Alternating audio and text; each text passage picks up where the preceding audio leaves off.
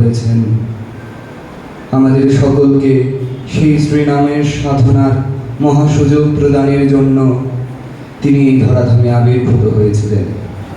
সেই ঋষি বরিষ্ঠ আচার্য শ্রী শ্রীমৎ স্বামী স্বরূপানন্দ পরমহংসদেবের শ্রীরাতুল চরণে আমি আমার শতকোটি ভক্তি পূর্ণ প্রণাম নিবেদন করি।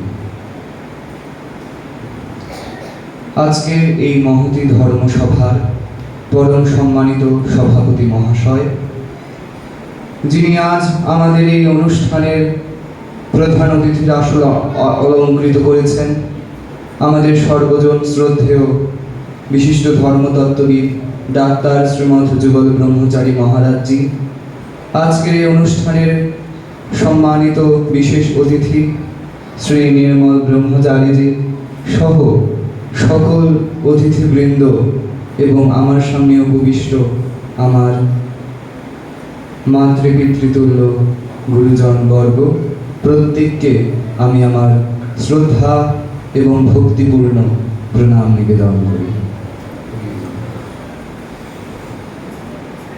আসলে আজকে আমার বক্তব্য দানের কোনো পূর্ব প্রস্তুতি ছিল না, তারপর আমাকে এই মহান সুযোগ প্রদানের জন্য আমি কৃতজ্ঞতা নিবেদন করি।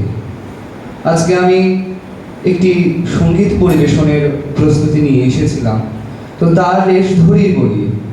সঙ্গীতটি হচ্ছে সত্য ধর্ম ন্যায়ের লাগি করব জীবন দান, ওই করব জীবন দান।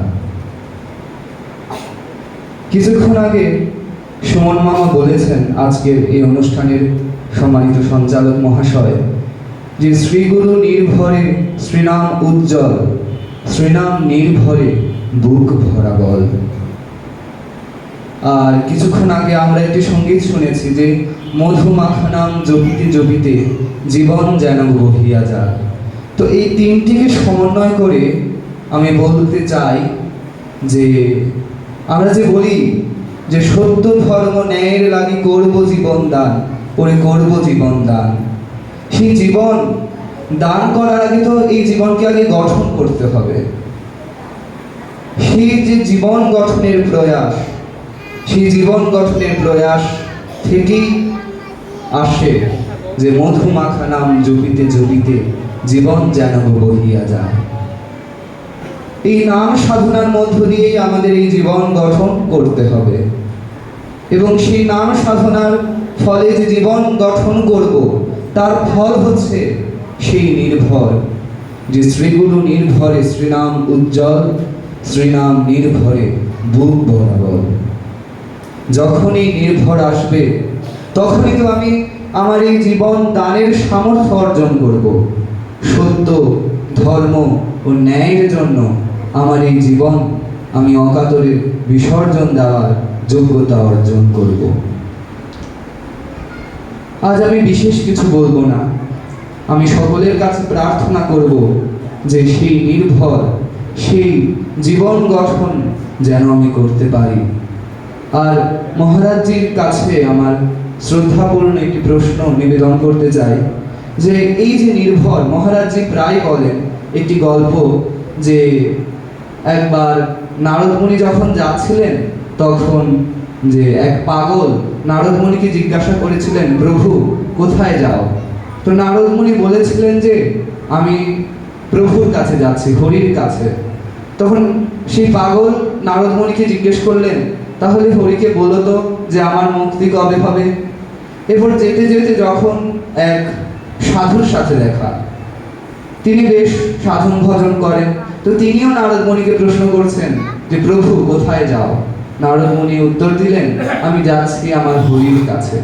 তো সেই সাধুকে প্রশ্ন করেছিলেন যে তাহলে আপনার হরিকে একটু বলিয়েন তো যে আমার মুক্তি কবে হবে? তো তখন নারদমুনি হরির কাছে গেলেন। আবার শ্রীহরির কাছ থেকে ফিরে আসার সময় প্রথমে দেখা হলো সেই সাধুর সাথে। সাধু জিজ্ঞাসা করলেন, প্রভু আপনি কি শ্রীহরিকে বলেছেন যে আমার মুক্তি কবে হবে? তখন নারদমুনি বলছেন, বেশি না, মানুষ শত শত জন্মেও শ্রীহরিকে লাভ করতে পারে না, আর তুমি আর মাত্র 3টি জন্ম পরেই তুমি শ্রীহরিকে লাভ করবে, মুক্তি লাভ করবে। কিন্তু সেই সাধু তখন বললো যে আরো 3টি জন্ম, এই বলে তিনি বেশ মন খারাপ করলেন। কিন্তু যখন ওই আবার পাগলের কাছে গেলেন, তো পাগল আবার জিজ্ঞেস করলেন যে প্রভু, আমার মুক্তি কবে হবে? শ্রীহরি কি বললেন? তখন নারদ মুনি বললেন, তখন তিনি একটি তেঁতুল গাছের নিচে দাঁড়িয়েছিল, যে এই তেঁতুল গাছে যত পাতা আছে তত জন্ম পরে তোমার মুক্তি হবে। পাগল আনন্দে নাচতে শুরু করলো। কি ব্যাপার, তুমি লাফাচ্ছ কেন?